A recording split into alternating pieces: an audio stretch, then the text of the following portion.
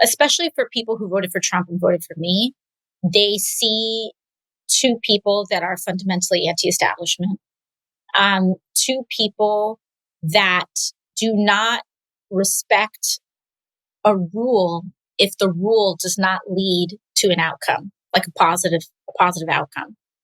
And one of the things that I really kind of sit with is the level to which also people believe in I think a shift that we've seen is that people want to hear directly from from a politician. And importantly, and this is also, dicey territory, I think, they will believe what the politician says from themselves, right? If they hear it from you. If they hear it from me, and the same thing, like if they hear it from Trump. So that is AOC on the weekly show with Jon Stewart, and you can and should watch the entire thing. They spoke for over an hour, and among other things, they discussed sort of the future of the Democrats. What are they supposed to do in this time? They lost the election. They have very little control or power in DC right now. So what should they do? How should they organize? What message should they spread? And honestly, I can only speak for myself. Those are two of the people I'd like to be helping influence that direction. I think AOC has a great read on why some people crossed over from voting for perhaps Obama and maybe even for Clinton, eventually for Joe Biden, and now for Donald Trump. And we don't want to see that going forward. And the issue is that neither Jon Stewart nor AOC are in leadership right now. They're not necessarily the ones who directly get to decide. They might be drawing the most attention. They might have sort of control and leadership in that way. But the Democrats in control of the Senate, I mean, they're the same ones that were in charge before we lost the election. There hasn't been much of a shakeup there.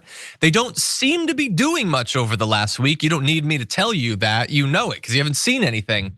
And people are worried about that. One lifelong Democrat pointed out on Twitter, Democrats in Congress, what is the plan? Going on Sunday shows and spewing consultant speak isn't going to cut it. 12 inspectors general fired and there's no sit-in, no filibuster, no direction of voters. And in fact, some of you are actually voting for Trump's agenda, talking there, I think, about like the 6 Democrats that voted to confirm Kristi Noem. She says, I've been a loyal normie Dem my whole life, but to watch them make millions off of stock trades, cozy up to people they admitted were fascist, trade obligation for access, and play internal politics while democracy is destroyed is a disappointment I don't have words for. And she particularly responded to something that now the leader of the Dems in the House, Hakeem Jeffries, he had said, presidents come and presidents go. Through it all, God is still on the throne. Andre says, I'm not a political pro, but I believe Democrats could use a more compelling message than Jesus take the wheel. And that's a great point. Like, okay, God is on his throne or whatever. I don't personally believe that, but it's okay if you do.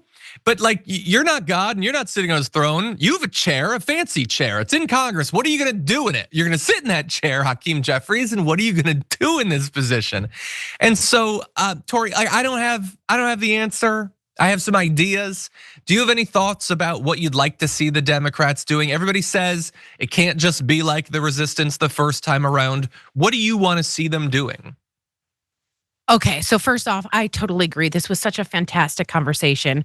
And to Shannon Watts and the rest of the people out there, I have to kind of agree.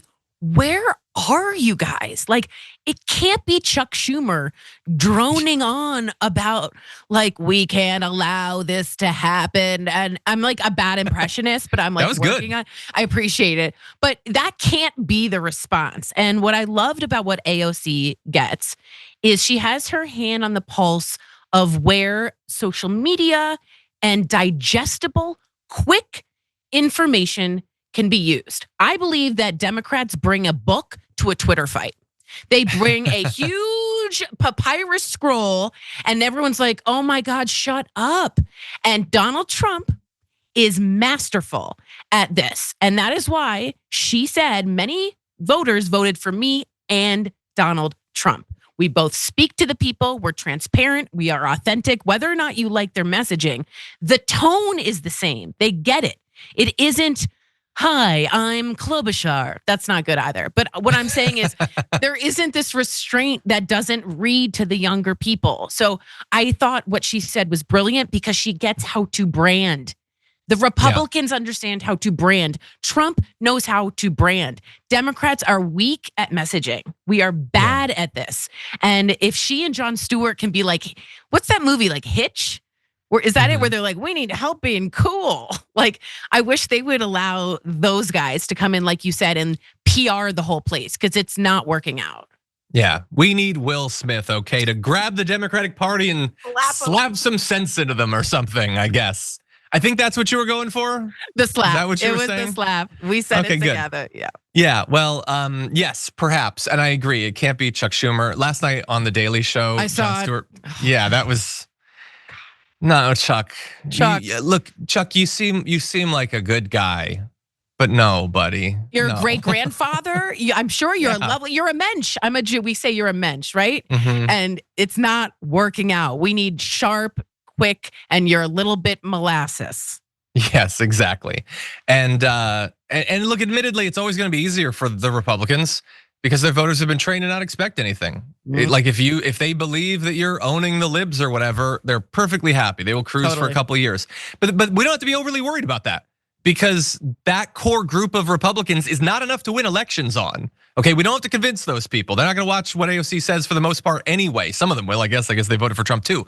But no, if we win the independents with not only good policies, but also a good message and messenger, which we have a chance over the next 4 years to choose that right messenger, then I think we can win once again. I also want to let people know we might do a more in-depth thing on this later on the week. But a group of Democratic strategists who had previously worked for both Bernie Sanders and John Fetterman, and just bear in mind, being an aide who worked for John Fetterman does not mean that you're like John Fetterman. To be a lot of good people, including producers on this show, worked for John Fetterman. It feels personal. John Fetterman. Personal there. Yeah. Yeah. So anyway, they and Ruben Gallego as well have created a company called Fight Agency, and they are looking to elect more non-traditional candidates with a populist anti-establishment streak, perhaps some of what we were seeing from AOC there. They're even open to fielding left-leaning independents who don't necessarily consider themselves to be Democrats. They said it's okay to have a candidate that has some rough edges, which admittedly John Fetterman did. The era of the perfect candidate is over. We don't need perfect hair and a perfect starched shirt with sleeves that you roll up to look hardworking. And that's great, and that's wonderful. I would also point out, I mean, Justice Democrats have been doing that for a while. That's, we have AOC and we have Ilhan Omar and we have Ayanna, and we have a lot of good people like that. But sure, we need more. Clearly, we need more organizations. We need more candidates. Now is a perfect time to find those. I look forward to using the platform we have, hopefully, to let them come on and talk about what they're doing. If we're successful, okay, the next generation of awesome progressive candidates will come on the show, do an interview, and then become way too popular to ever come back on the show. That's how it's worked historically. But anyway, hopefully that's what will happen again. Oh man, that's wonderfully self-aware. I'm not bitter at all. No, it doesn't say AOC. You'll come back on at some point. But anyway,